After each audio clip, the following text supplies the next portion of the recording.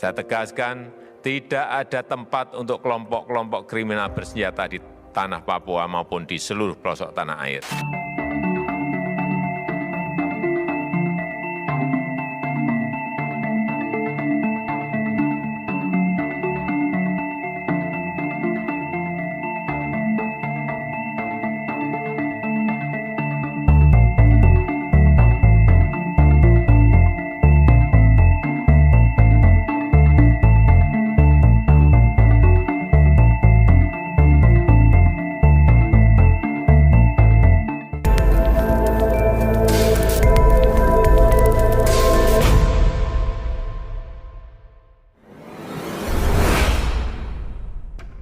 TNI menjadi salah satu yang bertanggung jawab dalam menumpas TPNPB atau Tentara Pembebasan Nasional Papua Barat.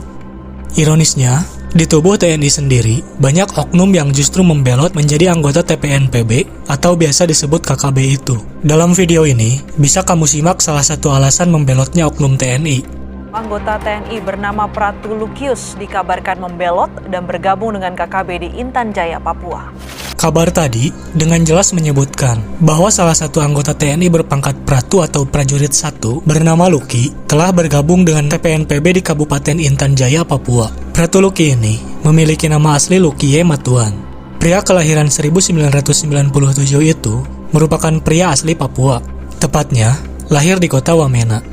Tidak memiliki pasangan ketika masih menjadi anggota TNI.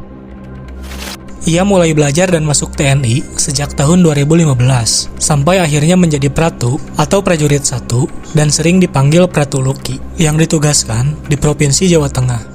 Pada tahun 2020, ia kemudian dipindah tugaskan ke Papua, tepatnya di Kabupaten Intan Jaya.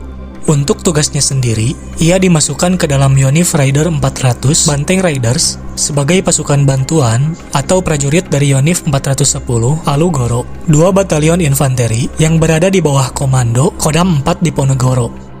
Yonif Raider 400 Banteng Raiders mengkhususkan diri sebagai pasukan pemukul yang bertugas di daerah konflik bersenjata atau daerah-daerah rawan di Papua, yang artinya saat itu, baik disengaja atau tidak, Pratu Luki akan berhadapan dengan sayap militer OPM sebagai lawan. Ia sendiri bertugas sebagai tamtama penembak senapan yang ditempatkan di pos TNI Bulapa. Semasa tugasnya di kampung halaman, Pratu Luki berada dalam kegamangan, seperti yang dikabarkan beberapa media, seperti ketika ia sering melihat tindakan tak wajar yang dilakukan oleh pihak TNI terhadap warga asli Papua. Sebenarnya, hal ini juga bukan rahasia lagi. Telah banyak beredar foto hingga beberapa potongan video yang menggambarkan tindakan keji dari beberapa oknum yang mengenakan seragam Polri dan TNI terhadap orang-orang Papua. Apalagi, sebagai putra kelahiran Papua, ketika melihat saudara sekampung diperlakukan seperti itu, tentu ada rasa simpatis. Ditambah lagi, sentimen Indonesia Papua yang telah tertanam lama di kepala masyarakat, baik yang ada di Papua maupun di wilayah Indonesia lainnya. Entah bagaimana caranya.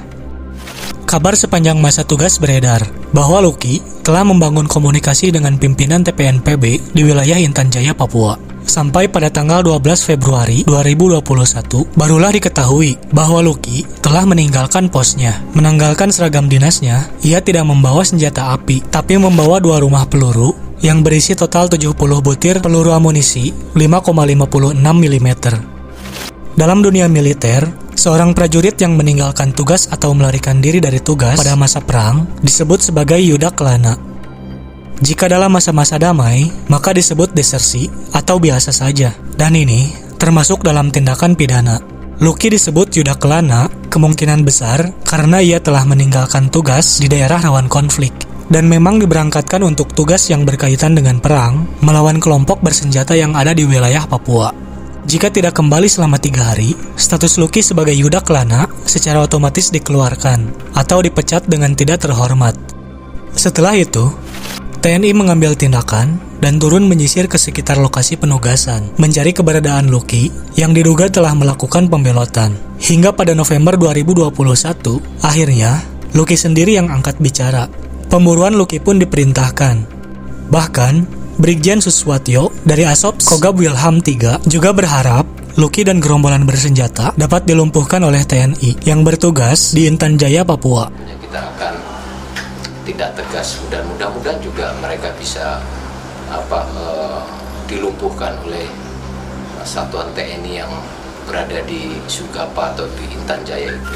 Banyak pihak yang ikut mendukung pemburuan ini. Bila mana juga tidak menyerah, juga harus tetap dicari sampai ditangkap.